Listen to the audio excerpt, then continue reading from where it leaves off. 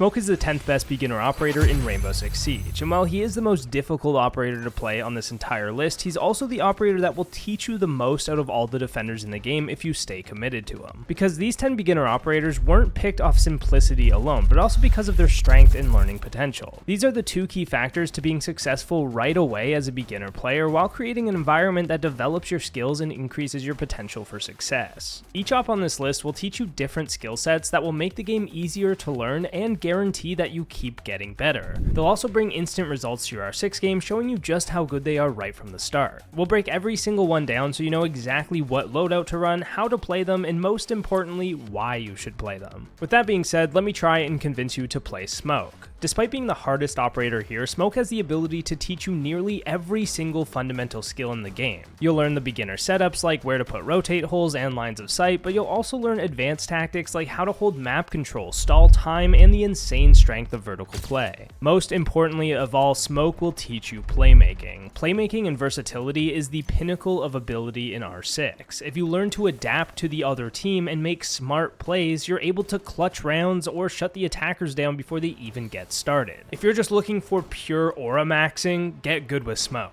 Learning the site setups for every map is going to take some time, but once you know them, you'll be starting every round with an advantage while helping your teammates out a ton. Once you learn vertical play, aka playing from above the bomb site, you're going to become more adaptable. The deadliest tool Smoke has though is his loadout. He's got the M5 shotgun and the SMG-11 with the secondary gadget options of barbed wire and proximity mines. The M5 shotgun is one of the best in the game, and like we already mentioned, it's perfect for reworking the map with rotate holes and new lines of sight. I run the laser sight and the iron sights as they both increase the ADS speed of the weapon. Aiming down your sights with shotguns tightens the spread of them and makes shots land more consistently. The laser sight will show up where you're aiming though, potentially revealing your position, so as a beginner I'd recommend leaving it off for now. For the SMG-11, the sight is complete preference. Sometimes I use the Hollow A, sometimes the Reflex B. For the barrel, I use muzzle brake, but if you're struggling with that, the flash hider gives the gun a different feel. Try them both out and see what you prefer. There's no rights and wrongs when it comes to loadouts as long as you're not using the extended barrel. That's a wrong nearly 100% of the time.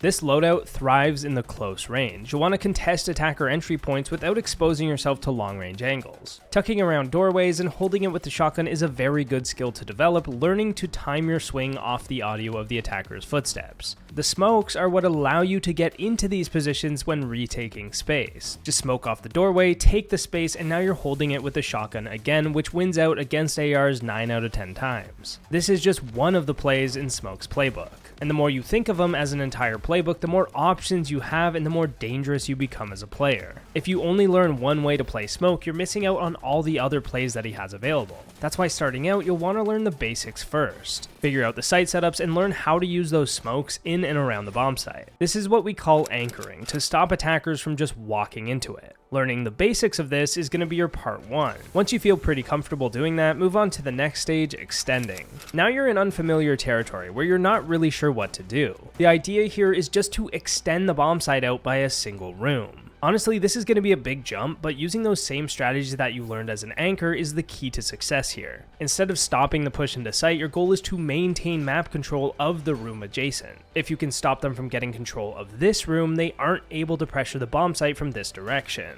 The barbed wire and barricades are going to be an important tool for this because they are your passive information. If a barricade breaks or barbed wire gets punched, you know an attacker is there and can react accordingly using the smokes and that close range positional knowledge. The more you push your limits, the better you'll get. I mean, a lost round is really just an opportunity to learn from your mistakes. Remember, you don't need to swing everything and kill everyone, you just want to figure out how to hold space. If you hold a space successfully but still lose the round, you did your job and you should be proud. But also ask yourself, could I have held this area better? Is there a different area that I could have held that would have been more useful? If the answer is yes, implement those changes and try them out instead. Playing operators isn't about killing people, it's about using the gadgets as tools to hold the right areas. This is map control, and it's a fundamental skill that translates across every single operator. The more you understand it and the more you practice it, the better you'll get. If you find yourself getting pushed from multiple directions, that's when the smokes help out a lot. You'll want to try and remove some of that pressure so you can take gunfights one at a time. This means you either have to smoke one way off and focus on the other, or you need to aggressively push behind the smoke to take that player out. Either way, you need to stop that collapse from happening before it happens so you can be looking in the right direction for the gunfight. If the pressure is too much, you can always fall off the extension and come back to the bomb site site, and that's the beauty of the hold. Holding that extra space forces the attackers to use their utility and their time to get you out of there. By doing this, they have less time and less utility to actually attack the main objective. If you do that and survive, you've added an entire layer of protection to your defense, making it even harder to break through. Once you've got a good understanding of how map control works, take smoke to the roam. This requires the most complex understanding because now you're trying to hold off every single dimension. Not only do you have to watch your front and side, you have to watch your back and above and below. The information is scattered and you're relying a lot more on audio to figure out what's happening. But you can simplify it with barricades and barbed wire and choosing the right areas to hold. Opening above the site means you can actively watch the entrances into the site or stop key plant positions. This is sort of a catch-22 for the attackers. If they ignore you, you shoot them from above as they enter the site or plant the bomb. If they try to clear you, you waste their time and utility with the smoke and can use all the other things you've learned to shut it down. Having the hatch to site open can work well here because then you can drop out and escape after wasting this time. Again, this is pretty complicated for a beginner video, but I have faith that you can learn these game-changing tactics through practice. And if most of that went completely over your head, do not worry. The other 9 operators on this list will be much more digestible. At number 9, we're moving over to attack with Twitch.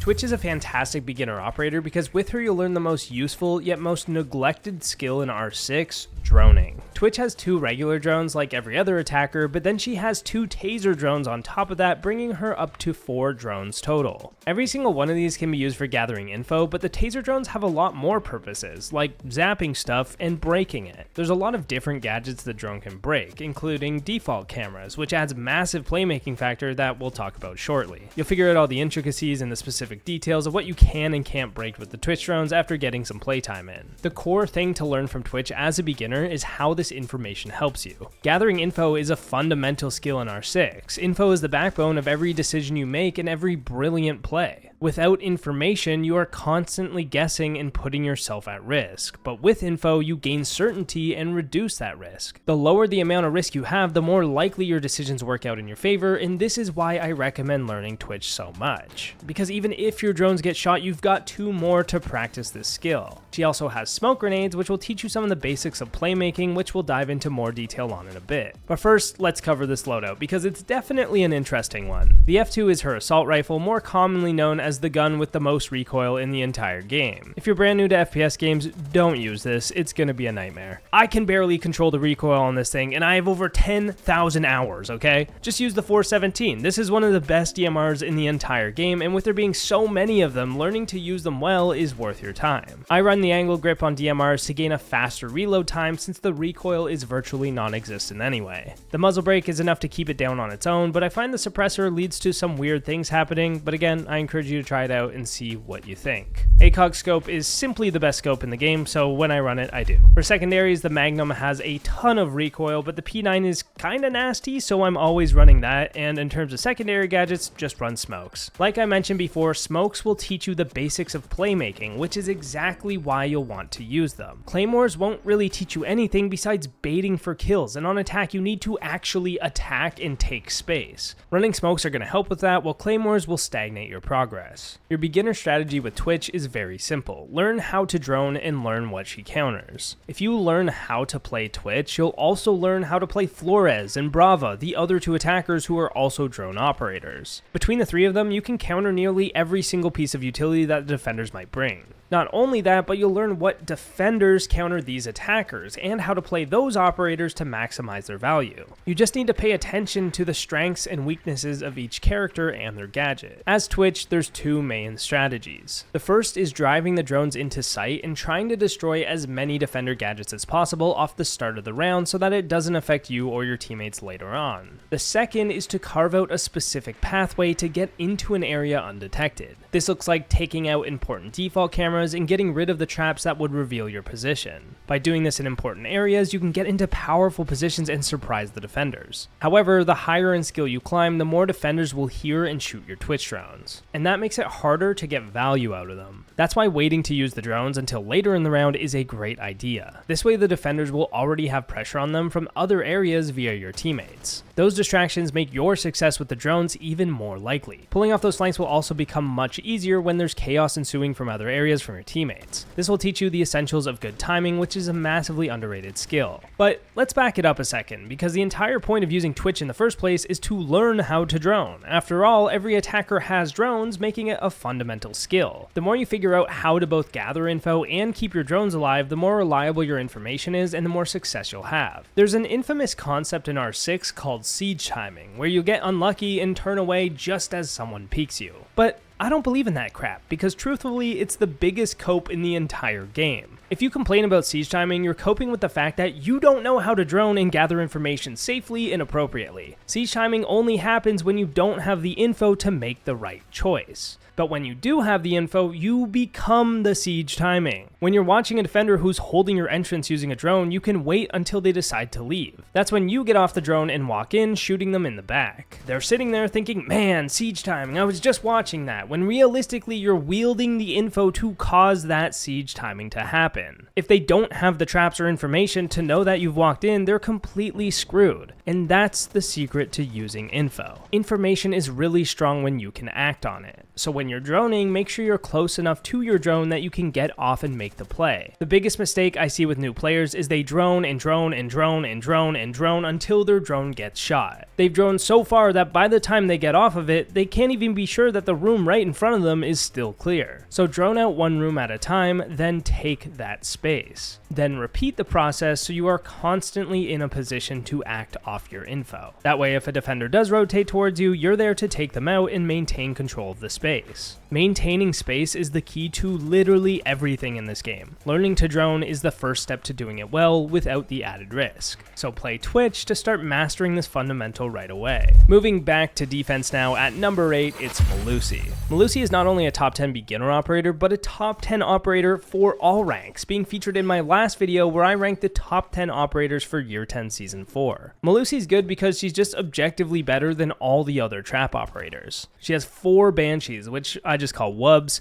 which activate automatically when an attacker walks into them. It'll make a loud vibrating sound alerting you that an attacker is there while slowing that attacker down, dropping their mobility. It can only be destroyed with bullets if the attacker is in proximity and actively affected by the wub, as the flaps will open, exposing the interior. Otherwise, it requires explosives to break, or it can be hacked by Brava. So there are some complexities in terms of the actual interactions, but the main thing to realize is that they are reliable information until they're destroyed. When playing Melusi, your goals as a beginner are simple. Learn the site setups, positioning, and how to get advantages in gunfights. If you can do these 3 things well, it can carry you all the way to champion.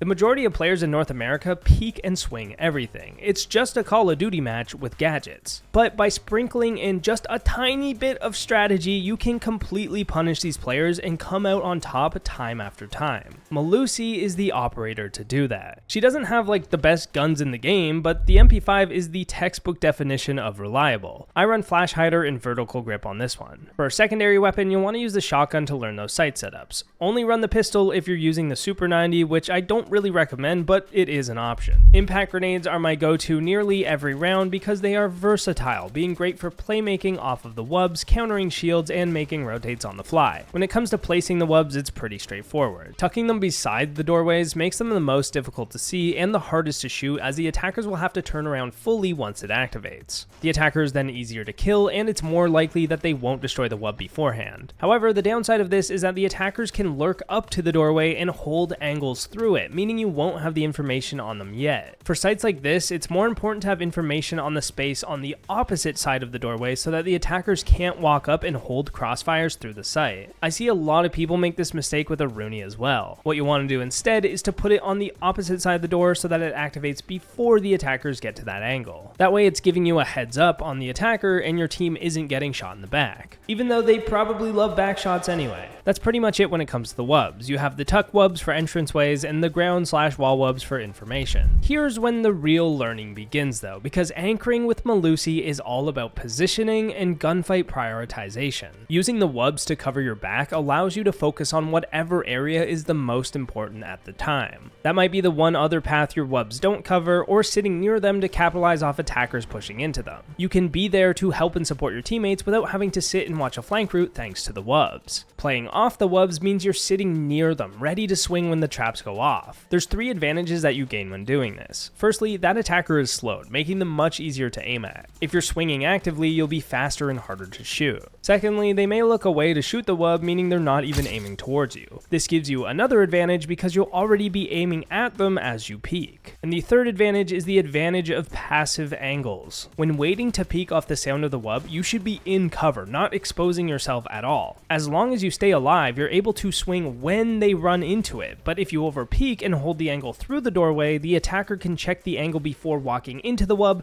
and you've completely lost your advantage. A passive angle means you're only holding the angle that sees your opponent once they walk through the doorway, making it much less likely they even aim at you in the first place. Before they walk in, they can check each angle individually, clearing them one at a time. But once they walk through the doorway, they immediately expose themselves to a whole variety of passive angles, and the odds they look at the one you're holding is very small. Well, it's equal to 1 over x, with x being the amount of passive angles on that specific area. So if there's 5 different potential passive angles, there's a 1 in 5 or 20% chance that they look at the right one. Playing off passive angles like this is a fundamental skill in itself, but when you add the Melusi Banshee effect into the equation, you've got a massive advantage in these fights. This is the beauty of Siege, and it's why you don't need the best aim in the world to be really good at it. You just need good enough aim that you're actually winning these gunfights where you've created this significant advantage. Putting in all that work and discipline just to whiff an entire mag still ends up with you losing the gunfight. So work on your aim if you need to, but don't obsess over it. Too many people think it's only their aim, when really it's a lot deeper than that. By learning positioning and passive angles with Melusi, you're gonna get way better than everyone else super fast. Moving on to number 7 is our next attacker,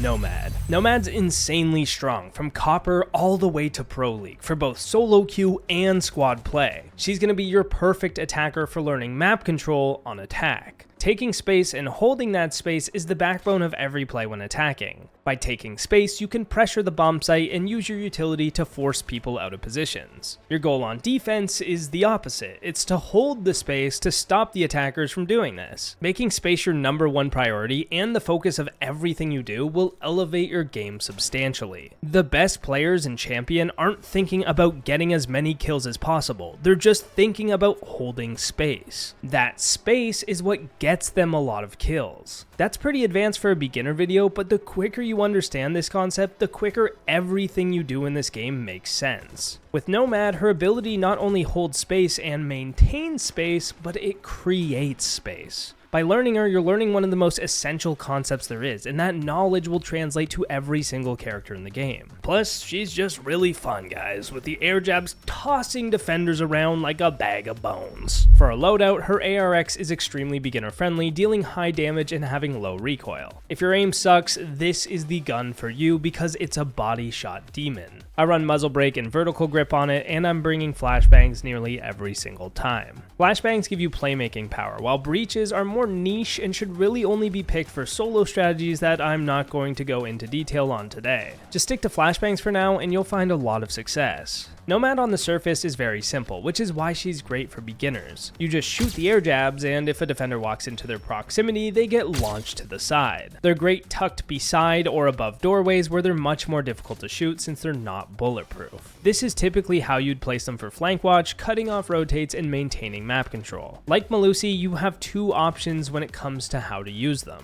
You can sit near them and swing the defenders once they're immobilized, landing an easy kill, or you can just leave them and use the sound cue as information that someone is flanking. The second option is usually the better one, as that way you'll be focused on gaining more space and map control to help your team. Being directly in the fight with your team is usually the best option, but as you grow your awareness, you'll start to learn when a sneaky backside flank becomes more ideal. And be sure to be careful when thinking of where to put these flank jabs, because again, like Melusi, a defender can look through the doorway it's placed on before running into it. If the air jab's placed on a doorway right next to you, the defender can still walk up and shoot you from the other side of the door. This is a rookie mistake that, believe it or not, even good players make, so if it happens to you, just try to learn from it for next time. That's how Nomad maintains space with her ability, but what about creating it? Nomad's loadout has a combined 5 projectiles that can each be used for clearing any piece of the map. Flashbanging a doorway before entering blinds anyone near it, allowing you to walk in and take the fight. But air jamming a common spot that defenders play works the same way, launching anyone there into the ground and giving you time to take them out while they're immobilized. By learning how to use the air jabs to clear space, you're learning another fundamental skill of aggressive utility usage, which many players fail to master. This is the #1 skill to learn because it's the core principle of every single attack. Too many players rely entirely on their aim, taking every gunfight all of the time. This is how you stagnate as a player, relying only on your aim to do the work. But by using utility in this way, you gain massive advantages to the point where the other person can't even fight back. If they're fully blind or tossed on the ground, you will win the fight. You only need good enough aim to win in this situation. If you have that, you're set. And that's pretty much all it takes to play Nomad. The more your map knowledge grows, the more you can combine these two styles together and create some fantastic strategies. There's a lot of different strategies and approaches to every single site with her, which is why she's so fun. But she never feels taxing or annoying to use. She's just a very solid and very fun operator that's also really, really good. Now we can flip-flop back to the defense for our number 6, Cade.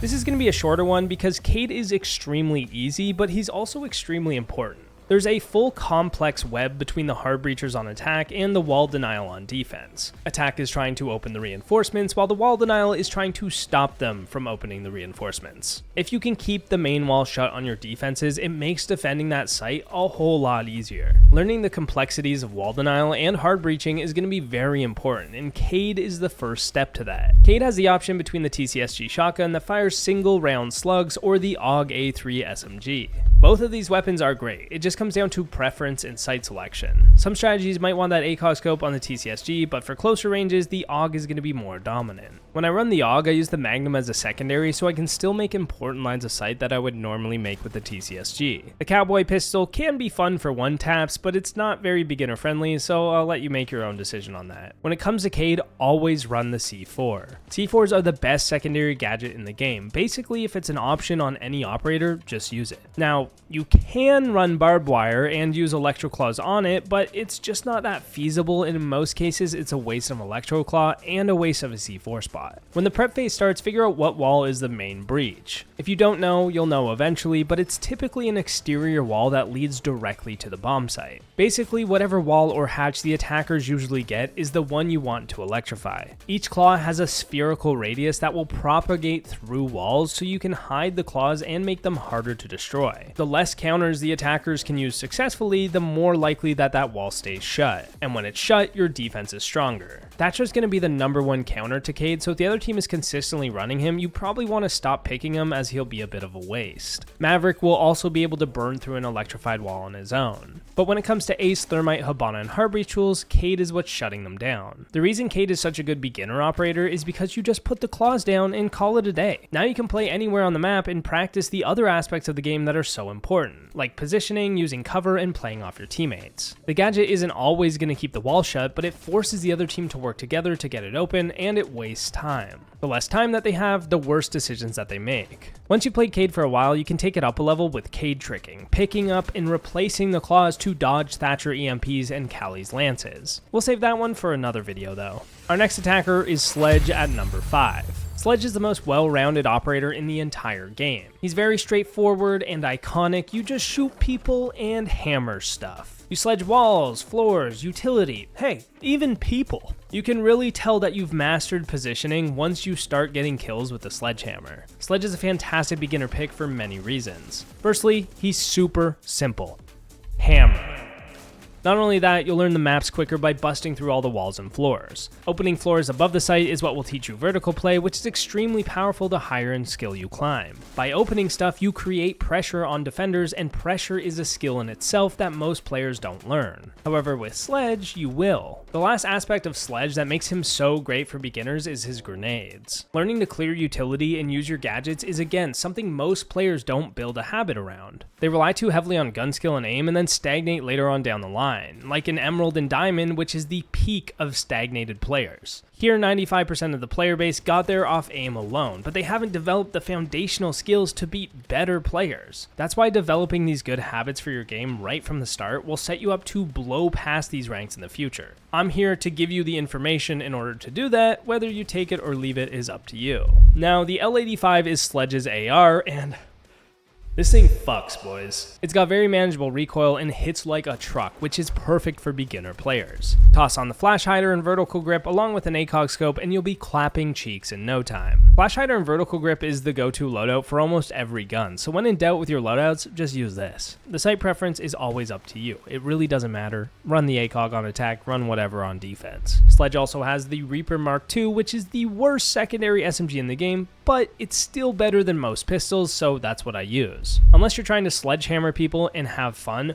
do not run flashbangs. This is a rookie mistake that's all too common. The grenades are super important for utility clearing, and using them to blow stuff up is extremely crucial for your development. When you have bulletproof utility facing you, like a shield, barbed wire, or a bunch of gadgets on the other side of a doorway, just toss a grenade and destroy them. This forces the defenders to watch this area now because the gadgets aren't doing the work for them. This is the exact same concept that we discussed in Melusi's section. The more stuff you break, the less info the defenders have. By breaking all their stuff, attacking is way easier. See stuff, break stuff, now you don't have to worry about that stuff. It's really that simple, so start developing that habit as soon as possible. Let's talk about the sledgehammer though, because it's also going to be a big part of your life on Sledge. Like I mentioned before, hammering walls and floors will help speedrun your map knowledge in R6. Opening a hatch shows you what room is underneath that room. Going through a wall will help you discover what room is next to the other room. This is safer and smarter to do in the Clear House playlist, where you won't be punished as hard for it, but it's more fun to do in multiplayer. Again, this is your life. This is your game. The choice is yours. The big power of Sledge comes from vertical play and pressure. Opening castle barricades and leaving, or opening a ton of holes above the site creates pressure on the defenders. It takes away safe spaces for them to play by adding new angles that they now have to worry about. The more you open, the less cover they have. So instead of hammering one spot on the floor and instantly sticking your face in it, open all the angles first. Then you can go back to those holes after, and if you die then, it's okay because all the other stuff is open already. Dying does remove some pressure from the defenders though, which is why droning out your holes and looking for someone who's exposing themselves to them is a great idea. It's a safe and reliable way to find some easy kills while making sure that you're not getting flanked. Because staying alive is the second most important thing when it comes to creating pressure, because by just existing, you're a constant threat the defenders have to worry about. The first most important thing is actually becoming a threat in the first place. Opening the holes is what makes you a threat. Staying alive maintains that threat. Staying alive without the pressure of the holes just makes you useless. And it's really easy to be on the wrong side of that line, so remember this simple two-step process and you'll always be creating value on your attacks. Pressure first, survival second. Then again, still be cautious because you can't create pressure in the first place if you're dead. Understanding this balance will lead you to good time management, and the more you test and play around with it, the more knowledge you'll gain. Looking back on our last attacker Nomad, you can see how this strong vertical pressure of Sledge is complemented by the flank watching capabilities that she has. This is teamwork in its most simple form, and it's what makes Siege such a beautiful game. This dynamic of teamwork and the utility stacks together to create unstoppable gameplay, and it's really fun and really cool to experience. But it's not as fun as shoving a stimmy in your boy's butthole, cause next on the list is Doc. He's coming in at number 4 because of his simplicity. Doc is a character that lets you focus on getting down the basics of the game first before overlaying a bunch of complicated abilities and strategies. If you're super new, this is the guy to pick. He's also really fun, which is important because Siege can be very punishing and very unfun when first starting out. Finding the balance between learning and fun is the secret to longevity and continual growth for your game. He's equipped with the MP5, same as Melusi, and the P90. The P90 suppressed is one of the most blissful sounding weapons in the game, and it's got a faster fire rate, which is great for headshots. The MP5, on the other hand, is more beginner friendly in an old reliable kind of way. The choice is yours, both are solid. The shotgun is a crazy play, but I'm actually not against it. For secondaries, the bailiff allows you to learn sight setups and figure things out as a beginner unless you're already using the primary shotgun, in which double shotgun is a complete troll in this game. Then you've got barbed wire, which is again passive info that is very strong if you use it properly. Playing off barbed wire is very similar to playing off the Melusi wubs. I keep referencing Melusi throughout this video, but truthfully there's just so many core aspects that we covered already in our section that are worth listening to because they translate to basically every other operator. If you skip past her, just go back and watch her section. You know what, even if you did watch it, go back and watch it again. You don't even have to unlock her or play her, but the concepts we covered in that part of the video are so powerful regardless of what operator you pick. When it comes to Doc though, it's all about learning gun skill and team play. Peeking with your teammates is a vital skill to develop. When they swing, you swing, because the enemy can't aim at both of you at the same time. Using cover, having mobility, learning how to aim better, and taking smarter gunfights are all things you'll learn naturally with him. At the same time, you need to develop your awareness, which is when his ability comes into play. Checking your team's health stats and actually healing them is his only job when it comes to the stims. The nice part is that you can also heal yourself, so after each engagement you take, you can heal up, stay in the action, and get more reps in when it comes to getting gunfights. Playing TDM is another great way to practice your gunfights, which will get you many more reps in than just playing Doc. While learning the basics of the game, Doc is a fantastic choice. Let's move on to our bronze medalist of beginner operators,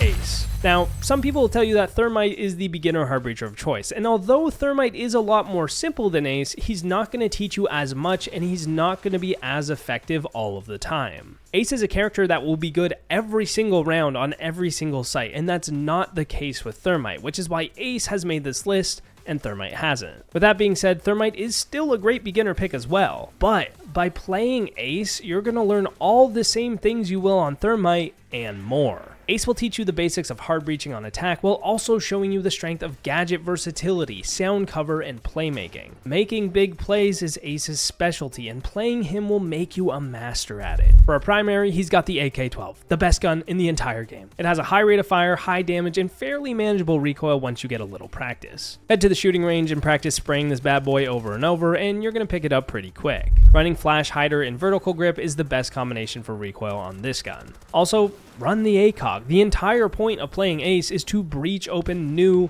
long lines of sight. Without the ACOG scope, it kinda defeats the purpose. Running claymores is okay, but flashbangs are going to be even better to learn the aggressive playstyle Ace can have. This is where a lot of his playmaking power comes from. Remember, on attack, you want to attack, which means making space and taking space. Claymores promote a static playstyle that don't gain you ground. It might work against your opponents for now, but you don't want to build up that bad habit. What you want to do first and foremost as Ace is open up the breaches. Opening up reinforced walls into the bomb site or key areas is step one of tearing down a defense. This is as beginner as it gets. Sometimes you'll need assistance from a Thatcher or Maverick to get rid of wall denial first, so if that's the case, just try to use your mic to get them to help out. Throwing your Selmas like this will make a bigger breach that you're able to sprint through. This is ideal for any breach you're planning to push in through, as crouching or vaulting through a Selma hole cuts off your mobility and makes you an easy target for the defenders. Once you're able to get the breach or realize that it's not going to be possible because of their wall denial, you move into Ace's second phase, which is versatility and playmaking. From here, you need to come up with a plan to do something. Literally anything at all that will help your team. That might be trying to kill a specific defender or enter into the site and plant the bomb. If the breach isn't open, you'll want to try and take some sort of space within the map to add pressure to the defenders. No plan means no action, and on attack you need to act. So use your drone to try and figure out where they are, what traps they have, and if there are any weak spots. Use your mic to relay this information to your team and practice your callouts. Once you know their setup and you're in a position to push into it, throw your leftover Selmas on soft floors or walls to create a loud audio coverage that masks your footsteps as you push. With the flashbangs, you can blind any defenders that might be stopping you. Now you've used your utility to push in and find a safe plant spot or take out the enemy team. Playmaking is really as simple as using the tools you have available to get into places you wouldn't be able to without them. So learn to drone and throw your stuff, and every play gets way easier. One trick to remember is to throw the sound cover Selmas between you and the defender. If you're in front of it, your footsteps will be closer to the defender than the Selma and they'll still hear you. Any audio cover needs to be louder than what you're doing, but the location of that audio is equally important. I know this sounds simple, but a lot of people miss this trick. 90% of what I do here on YouTube is really just pointing out obvious things that people know but seem to forget about when it comes to actually playing. Most of what I say sounds obvious, especially to non-beginners, but even high-ranked players make these mistakes all the time. That's why I'm constantly pointing out obvious things. But anyway, practice your breaching, playmaking, and droning, and you'll fall in love with Ace. But what about the best beginner defender in Rainbow Six Siege? The best defender for beginners in 2026 is Kapkan. If you need to learn the basics of defense, Kapkan is your man. He's the most simple place and play operator who's extremely strong when first starting out. You literally just walk up to barricades and put his explosive traps down. If an attacker walks through it, they go boom. And unlike the simplicity of Doc, Kapkan goes a level further once you add some strategy to the placements of the traps. You'll start out by developing your gun skill, positioning, and aim, and then later learn the essential skills like roaming, which can be broken down into key categories like map control and playing off information.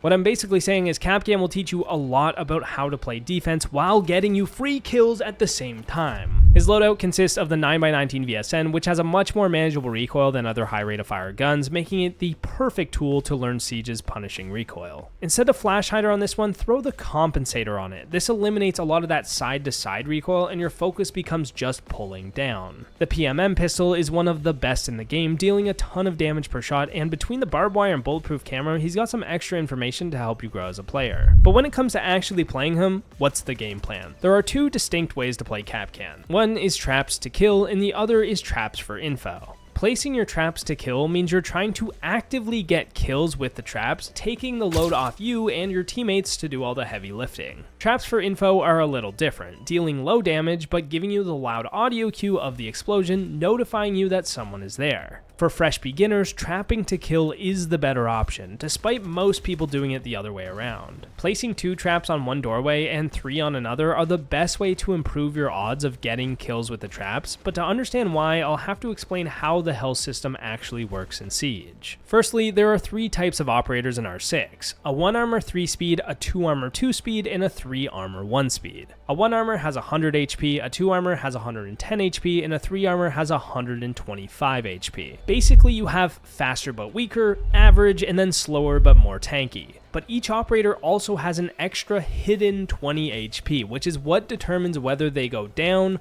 or not. So if you do 119 damage to a 1 armor operator with 100 health, they won't fully die, they will just go down. But if you do 120 damage or more to a 1 armor, they won't go down, they'll just instantly die. And here's the thing about that. Each Kapkan trap deals 60 damage, so if you place 2 traps on the same doorway, it will deal 120 damage to whoever walks through it. Because of this, a 1 armor operator will instantly die, a 2 armor operator will get downed, and a 3 armor operator will survive the traps with 5 HP. But if you put 3 traps on a doorway, anyone who walks through that is instantly obliterated, because that will do 180 damage. Knowing this, the goal is simple. Place 3 traps together on any doorway anywhere on the map. The more common it is for someone to come through there, the better. On some maps, there are natural choke points that attackers funnel into, making these doorways the best. The more hidden the traps are on a doorway, the better it is as well. The more hidden the traps are, the more likely they don't get spotted out and destroyed. If you want to up the cover of the trap, barricade the doorway and rip it down. The little jagged edges left over from the barricade will hide the traps better. This is going to be your insta-kill doorway. If someone walks through it without clearing the traps, you've got a free kill.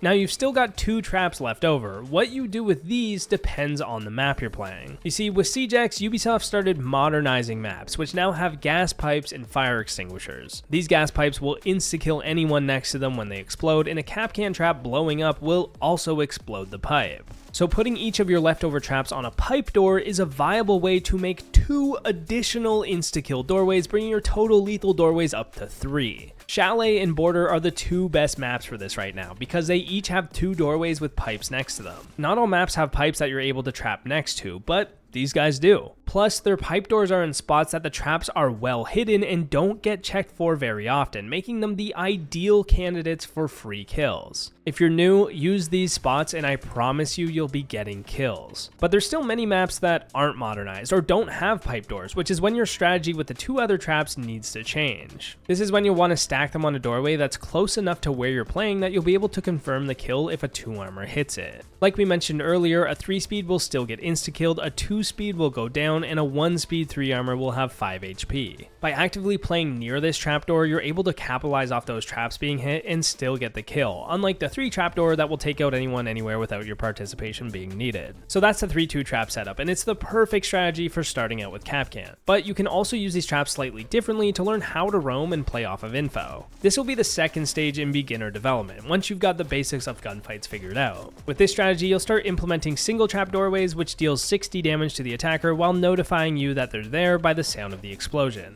The goal here isn't to get kills with the trap, although that's a nice bonus if you do. It's instead to hold a certain area and use the traps as information to watch your back. The downside of a single trap doorway is that once an attacker hits the trap, they're going to be much more cautious of hitting another, so getting kills happens less often. However, the info game is a great way to learn multiple different skills that you wouldn't normally develop, like map control, timing, and positional play. Like our example with Melusi earlier in the video, you can sit and wait to peek off the trap until someone walks through it, giving you the info that they're there and making it much more likely you win the gunfight. With the other single trap doors covering your flanks and providing you information, you're very safe to sit and do this. Positioning yourself in high traffic areas on a roam or holding rooms near choke points is how you create value here, shutting down the attackers before they even get into the position to execute on the bomb site. This will take you a lot of time to develop and understand, but it's why Kapkan is such a great choice. He'll teach you the ropes, starting with the basics and work your way up to top level gameplay, making Kapkan the obvious choice for the best beginner defender in 2026. And finally, for the best beginner operator this year, it's Striker. Right off the bat, Striker is an S tier operator in the highest ranks in the game, while being the perfect candidate for beginners as well. Striker's raw strength, simplicity, and complete loadout makes her the best choice for learning the game while dominating it at the same time. Striker's various choices of secondary gadgets will teach you every single role there is on attack, showing you the different combinations of gadgets that work together and put you on the path to success as quickly as possible. She's an operator that will teach you to strategize, breaking down different takes and making you think about what you want to do. By planning your strategies, you'll see how different secondary gadgets work and which types of gadgets are stronger for certain strategies. Between the secondary gadgets, you'll understand every type of playstyle and how the game works on a fundamental level. From playmaking with flashbangs and smoke grenades, to utility clearing with frags, to hard breaching, counter wall denial, flank watch, and soft breaching, Striker can do it all, making her the perfect choice for any player in any rank who's trying to develop their skill set. She's also got the M4, which is on par for the strongest weapon in the entire game. I run the flash hider and vertical grip on it along with the ACOG scope. Then you have a secondary shotgun, which is great for opening hatches, making rotates, or creating new sight lines on defenders. This is a great tool to learn map destruction while mastering the other aspects of the game. Striker doesn't have a unique operator ability, instead she's able to bring 2 secondary gadgets. This is why you can both EMP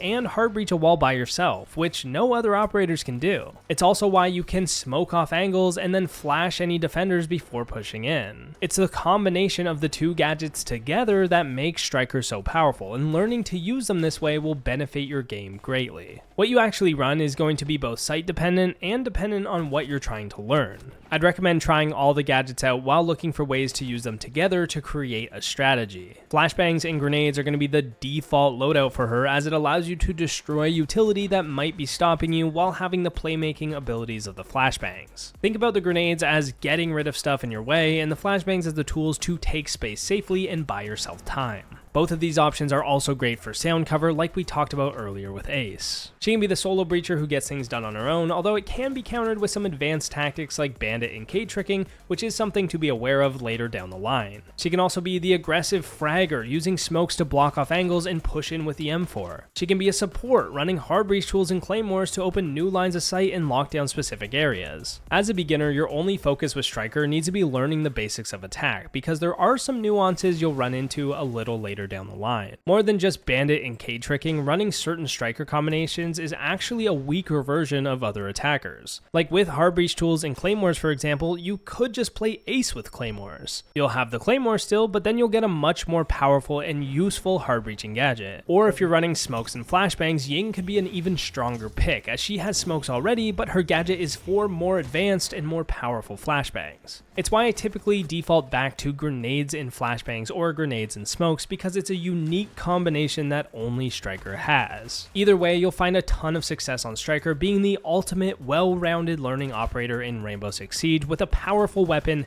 and smooth loadout that can be adjusted based on what you're up against. You could literally get to champion with no other attackers unlocked because she can create major value every single round. Those are your top 10 beginner ops for 2026, but if you want to know the 10 best operators in Rainbow Six, go watch this video where I go in depth on all 10 of them. And don't forget to subscribe for more Rainbow Six Siege tips. We'll see you on the next one, boys. Adios. Bye-bye. I love you.